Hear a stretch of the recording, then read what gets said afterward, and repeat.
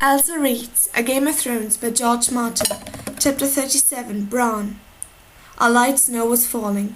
Bran could feel the flakes on his face melting as they touched his skin like the gentlest of rains. He sat straight atop his horse, watching as the iron portcullis was winched upward. Try as he might to keep calm, his heart was fluttering in his chest. "Are you ready?" Robb asked. Bran nodded, trying not to let his fear show.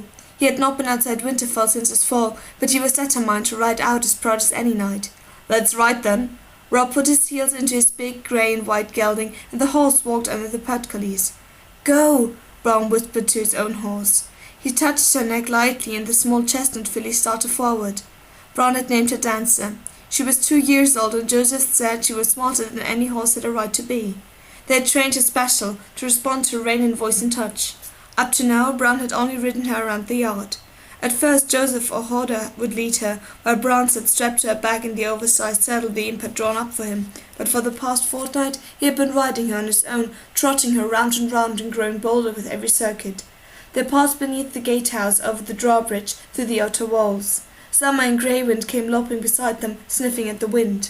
Close behind came Theon Greyjoy, with his long bow and a quiver of broadheads. He had a mind to take a deer, he had told them.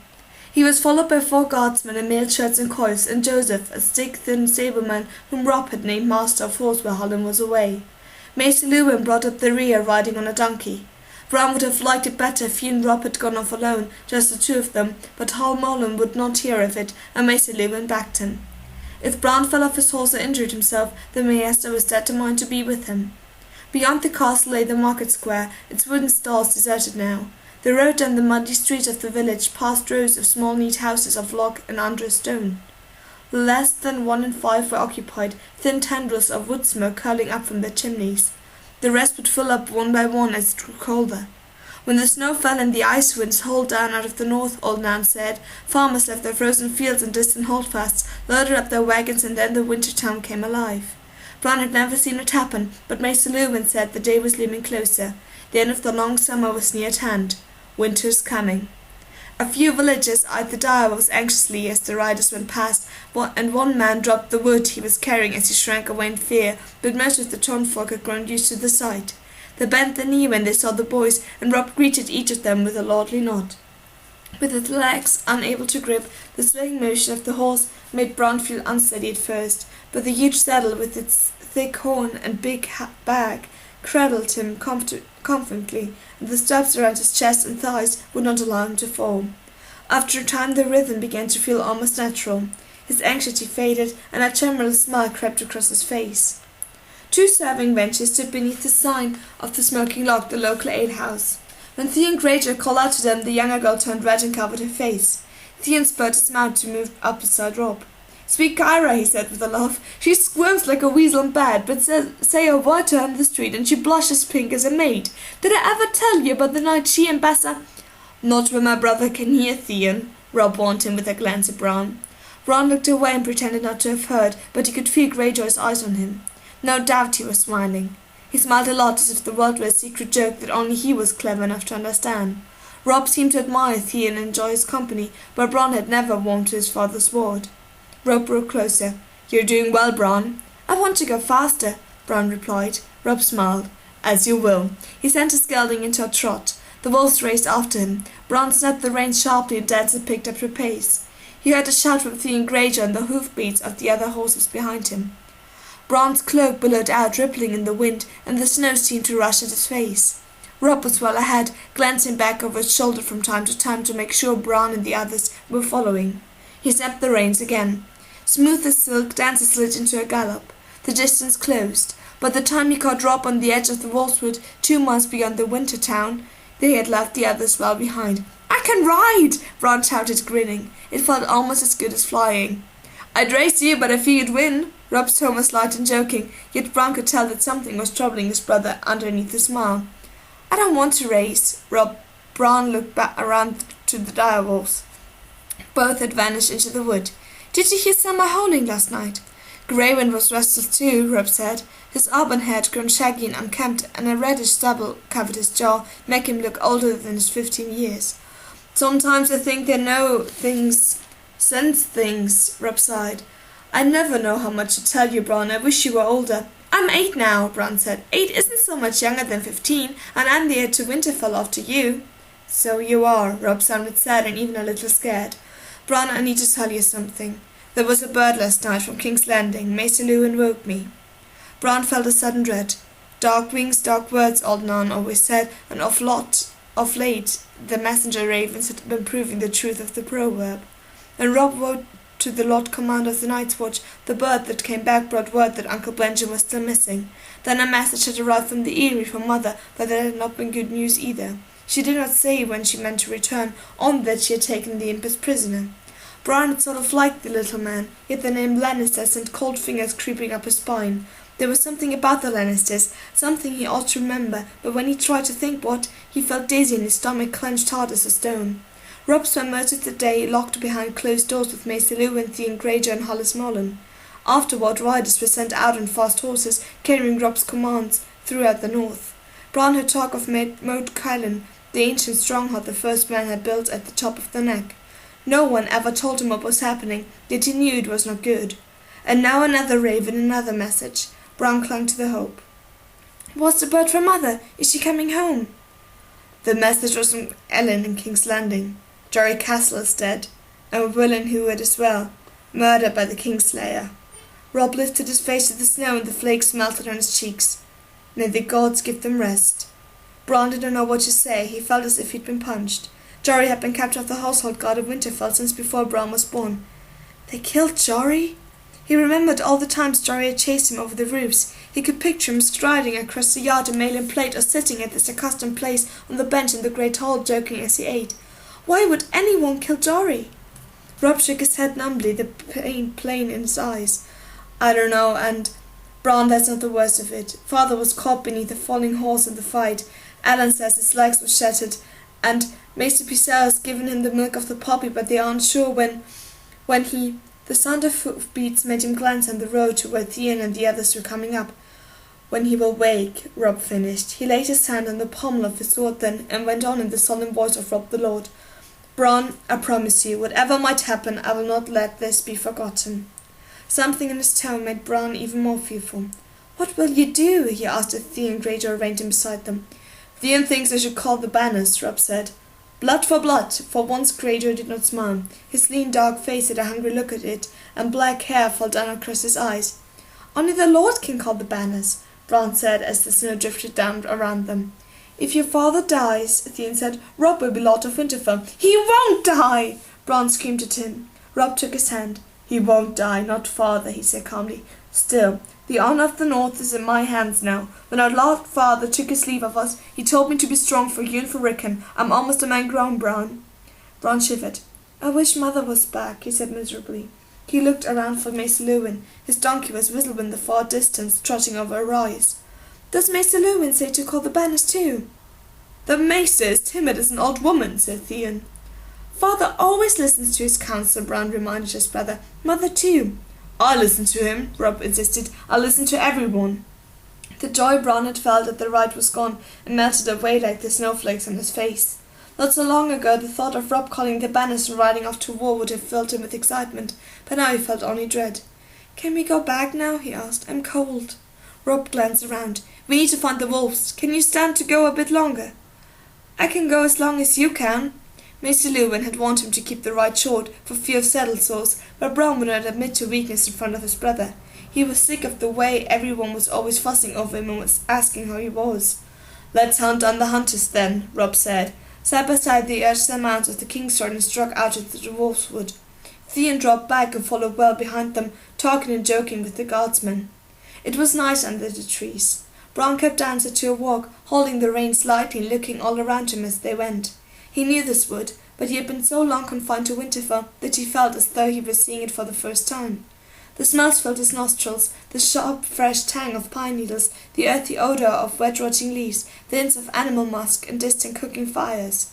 He caught a glimpse of a black squirrel moving through the snow-covered branches of an oak, and paused to study the silvery weapon of an empress spider. Theon and the others fell farther and farther behind, until Bran could no longer hear their voices. From ahead came the faint sound of rushing waters. It grew louder until they reached a stream. Tears stung to his eyes. Bran? Rob asked. What's wrong? Bran shook his head. "I was just remembering," he said. "Jory brought us here once to fish for trout. You and me and John, do you remember?" "I remember," Rob said, his voice quiet and sad. "I didn't catch anything," Bran said, "but John gave me his fish on the way back to Winterfell. Will we ever see John again?" "We saw Uncle Benjamin when the king came to visit," Rob pointed out. "John will visit too, you'll see." The stream was running high and fast. Rob dismounted and led his gelding across the ford. In the deepest part of the crossing, the water came up to mid-thigh. He tied his horse to a tree on the far side and waded back across for Bran and Dancer. The current formed around rock and root, and Bran could feel the spray on his face as Rob led him over. It made him smile. For a moment he felt strong again and whole. He looked up at the trees and dreamed of climbing them, right up to the very top, with the whole forest spread out beneath him. They were on the far side when they heard the howl, a long rising wail that moved through the trees like a cold wind. Bran raised his head to listen. "Summer," he said. No sooner had he spoken than a second voice joined the first. "They've made a kill," Rob said as he remounted. "I'd best go and bring them back. Wait here. Theon and the others will be along shortly." "I want to go with you," Bran said. "I'll find them faster by myself." Rob spurred his gelding and vanished into the trees. Once he was gone, the wood seemed to close in around Bran. The snow was falling more heavily now. Where it touched the ground it melted, but all about him, rock and root and branch were a thin blanket of white. As he waited, he was conscious of how uncomfortable he felt. He could not feel his legs, hanging useless in the stirrups, but the strap around his chest was tight and chafing, and the melting snow had soaked through his gloves to chill his hands. He wondered what was keeping Theon and Mace Lewin and Joseph and the rest. Then he heard the rustle of leaves. Bran used the reins to make Dancer turn, expecting to see his friends, but the wrecked men who stepped out onto the bank of the stream were strangers. "Good day to you," he said nervously. One look and Bran knew they were neither foresters nor farmers. He was suddenly conscious of how richly he was dressed. His surcoat was new, dark grey wool with silver buttons, and a heavy silver pin fastened his fur-trimmed cloak at the shoulders. His boots and gloves were lined with fur as well. "All alone, are ye?" said the biggest of them, a bald man with a raw wind-burnt face. "Lost in the wolfswood, poor lad." "I'm not lost." Bran did not like the way the strangers were looking at him. He counted 4, but when he turned his head he saw 2 others behind him. "My brother rode off just a moment ago. My guard will be here shortly." "Your guard, is it?" a second man said. Grey stubble covered his gaunt face. "And what would they be guarding, my little lord? Is that a silver pin I see there on your cloak?"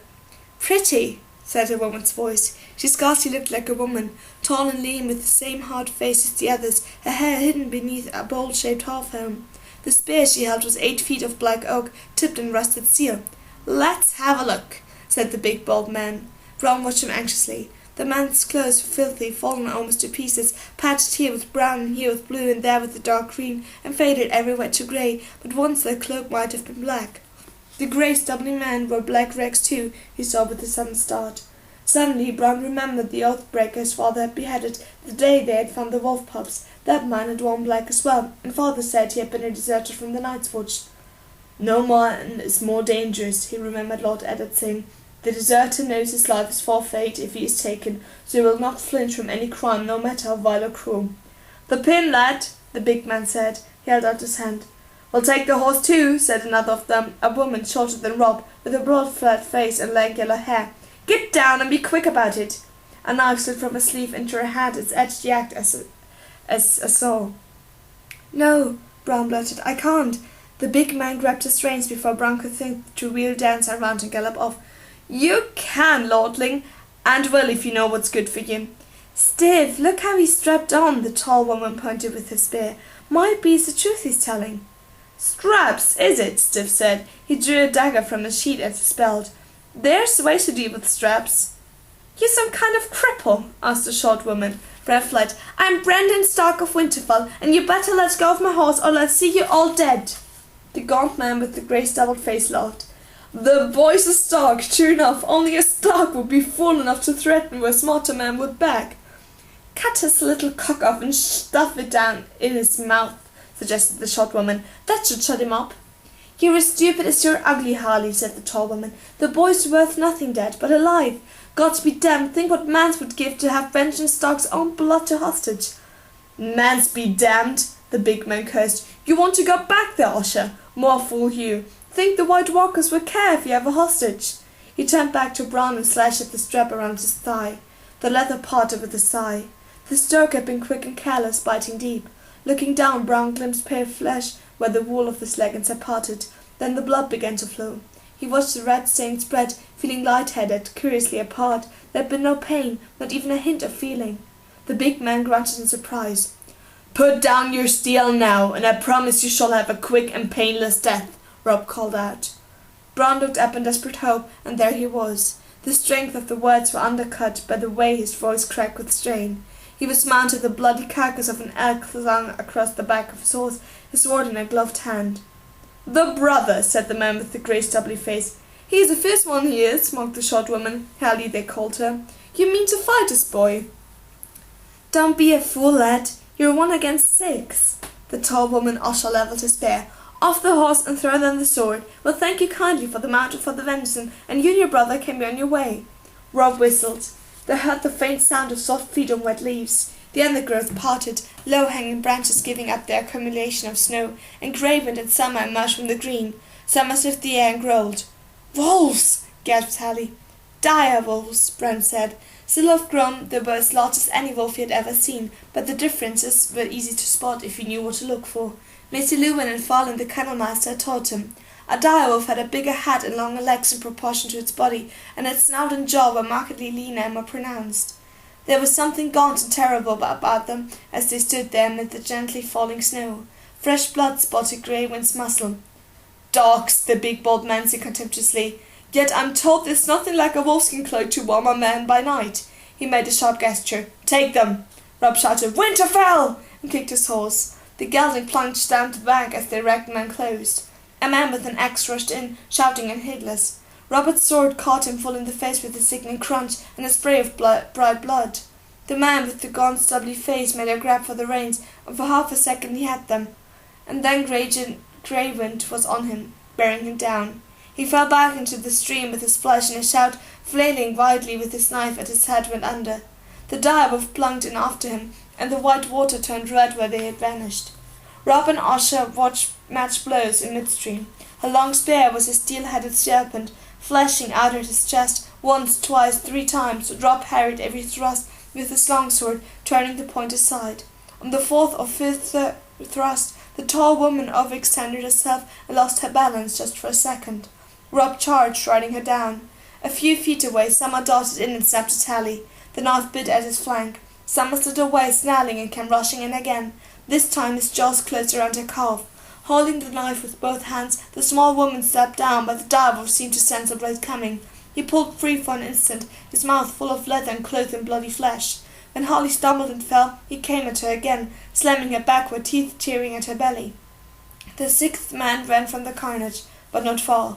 As he went scrambling up the far side of the bank, Greywind emerged from the stream dripping wet. He shook the water off and bounded after the running man, hamstringing him with a single snap of his teeth, and going for the throat as the screaming man slid back down toward the water. And then there was no one left but the big man stiff. He slashed at Bran's chest strap, grabbed his arm and yanked. Suddenly Bran was falling. He sprawled on the ground, his legs tangled under him, 1 foot in the stream. He could not feel the cold of the water, but he felt the steel when Stiff pressed his dagger at his throat. "Back away," the man warned, "or I'll open the boy's windpipe, I swear it." Robb reined his horse in, breathing hard. The fury went out of his eyes and his sword arm dropped. In that moment Bran saw something. Summer was savaging Harley, pulling glistening blue snakes from her belly. Her eyes were wide and staring. Bran could not tell whether she was alive or dead. The grey stubbly man and the one with the axe lay unmoving, but Usher was on her knees, crawling toward her fallen spear. Graven paddled toward her, dripping wet. "Call them off!" the big man shouted. "Call them both off, or the cripple boy dies now!" "Greywind, Summer, to me," Robb said. The direwolf stopped, turned their heads. Greywind lopped back to Robb. Summer stayed where he was, his eyes on Bran and the man beside him. He growled. His muzzle was wet and red, but his eyes burned. Usher used the butt end of his spear to lever herself back to her feet. Blood leaked from a wound on the upper arm where Robb had cut her. Bran could see sweat trickling down the big man's face. Stiff was as scared as he was, he realized. "Starks," the man muttered. "Bloody Starks." He raised his voice. "Usher, kill the wolves and get his sword." "Kill them yourself," she replied. "I'll not be getting near those monsters." For a moment Stiff was at a loss. His hand trembled. Bran felt a tickle of blood with the knife pressed against his neck. The stench of the man filled his nose. He smelled of fear. "You," he called out to Robb. "You have a name?" "I'm Robb Stark, the heir to Winterfell." "This is your brother?" "Yes." "You want him alive? You do what I say. Off the horse." Robb hesitated a moment. Then slowly and deliberately he dismounted and stood with his sword in hand. "Now kill the wolves." Robb didn't move. "You do it. The wolves are the boy." "No!" Bran screamed. If Robb did as they asked, Stiff would kill them both anyway, once the Dalles were dead. The bald man took hold of his hair with his free hand and twisted it cruelly, till Bran sobbed in pain. "You shut your mouth, crippled. You hear me?" He twisted harder. "You hear me?" A low thrum came from the woods behind them.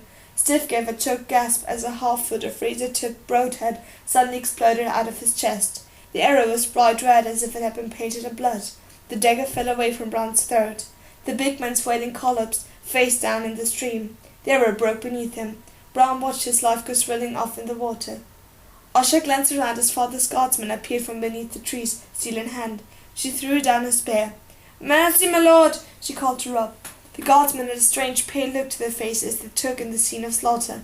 They eyed the wolves uncertainly, and when Summer returned to Holly's corpse to feed, Joseph dropped his knife and scrambled for the bush, heaving. Even Maester Lewin seemed shocked as he stepped from behind the tree, but only for an instant. Then he shook his head and waded across the stream to Bran's side. "Are you hurt?" "He cut my leg," Bran said, "but I couldn't feel it." And the maester knelt to examine the wound. Bran turned his head. Theon Greyjoy stood behind a central tree, his bow in hand. He was smiling, ever smiling. A half-dozen arrows were thrust in the soft ground at his feet, but it had taken only one. "A dead enemy is a thing of beauty," he announced.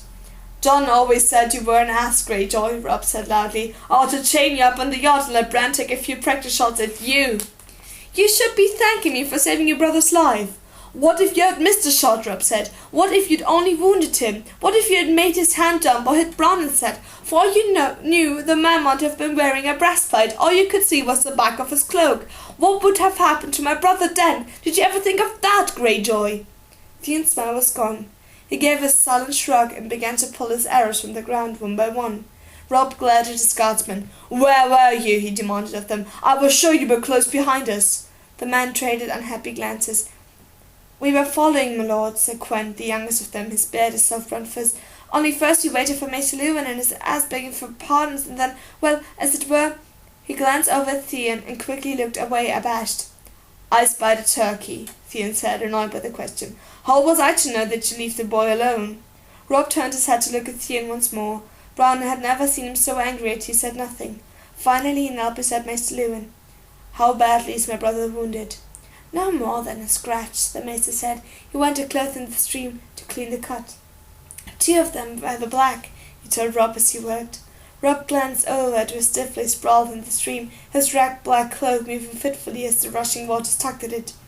"Deserters from the Night's Watch," he said grimly. "They must have been fools to come so close to Winterfell." "Folly and desperation are oftentimes hard to tell apart," said Maester Lewin. "Shall we bury them, my lord?" asked Quent. "They would not have buried us," Robb said. "Hack up their heads, we'll send them back to the wall. Leave the rest for the carrion crows." "And this one?" Quen jerked a thumb toward Asha. Robb walked over to her. She was a head taller than he was, but she dropped to her knees at his approach. "Give me my life, my lord of Stark, and I'm yours." "Mine? What would I do with an oath-breaker?" "I broke no oaths. Stephen Wallen flew down from the wall, not me. The Black Crows got no place for women." Theon Greyjoy sauntered closer. "Give her to the wolves," he urged Robb. The woman's eyes ran to what was left of Harley and just as quickly away. She shuddered. Even the guardsmen looked queasy. "She's a woman," Robb said. "A wildling," Bran told him. She said they should keep me alive so they could take me to Man's Rider."